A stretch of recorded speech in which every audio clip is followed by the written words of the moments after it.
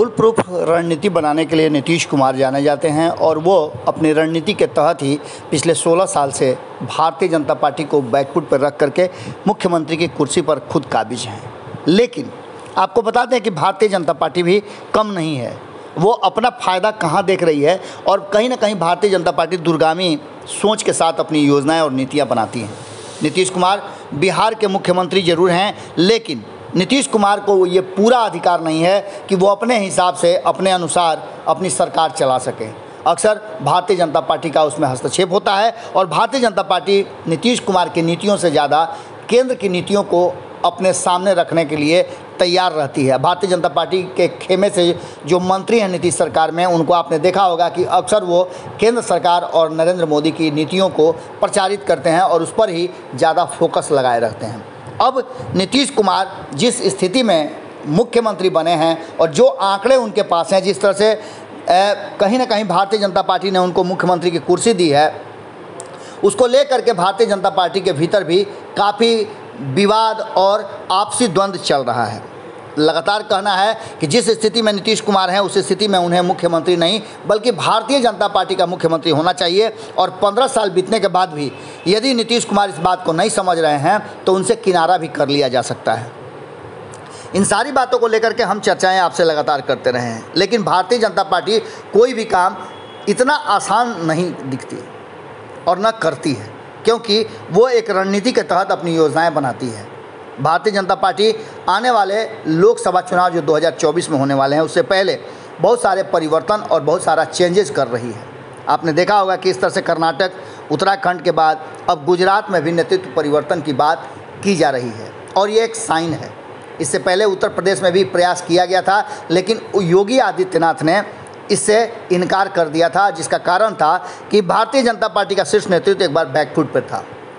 उसके पीछे कारण था कि सबसे बड़ा राज्य है इस देश का उत्तर प्रदेश, और उत्तर प्रदेश के मुख्यमंत्री को बदलने की जो कवायद चल रही थी उसके पीछे जो सोच था केंद्रीय नेतृत्व का, वो बिल्कुल सही कहा जा सकता है, क्योंकि चुनाव से पहले एंटी इनकम्बेंसी को दूर करने के लिए ये एक बड़ा हथकंडा था।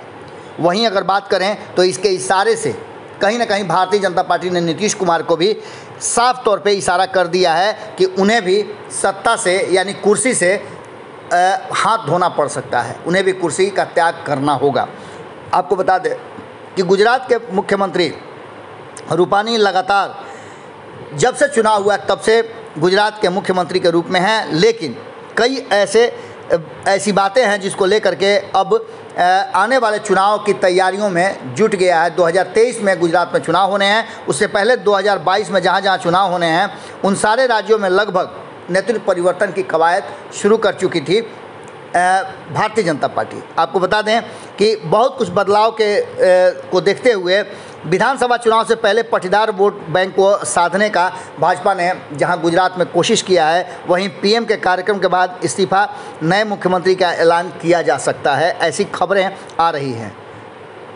इतना ही नहीं, कई ऐसे दल हैं जो गुजरात में अपना स्थान खोज रहे हैं। कांग्रेस भी लगातार वहां अपना जनाधार बढ़ाने में लगी हुई है।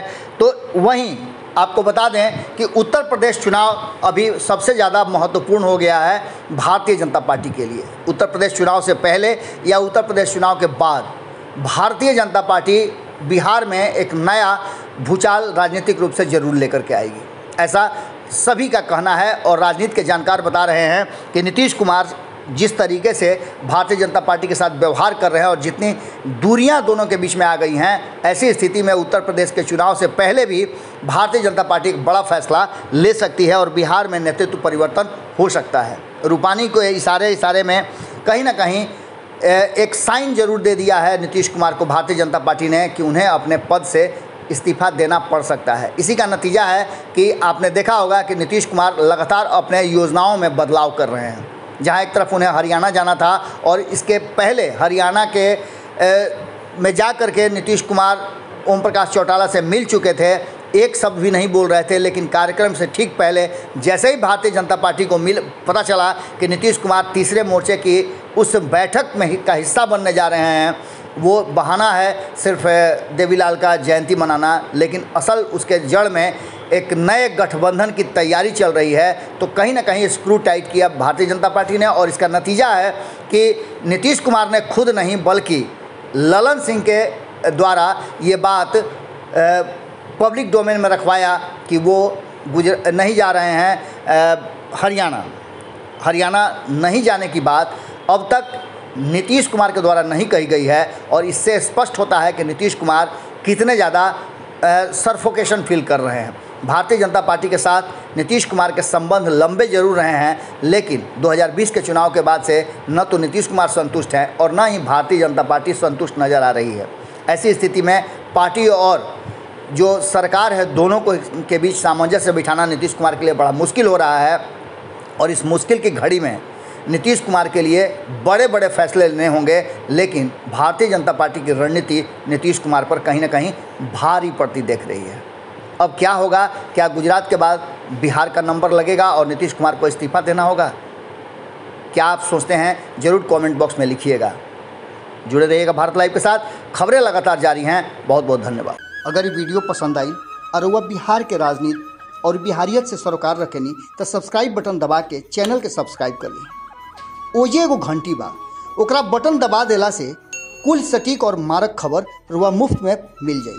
अगर रुआ पत्रकारिता के हमनी के नया प्रयोग में सहयोग कर चाहतानी तो ज्वाइन बटन दबा दी। पेटीएम नंबर नोट कर ली 9386816700। धन्यवाद।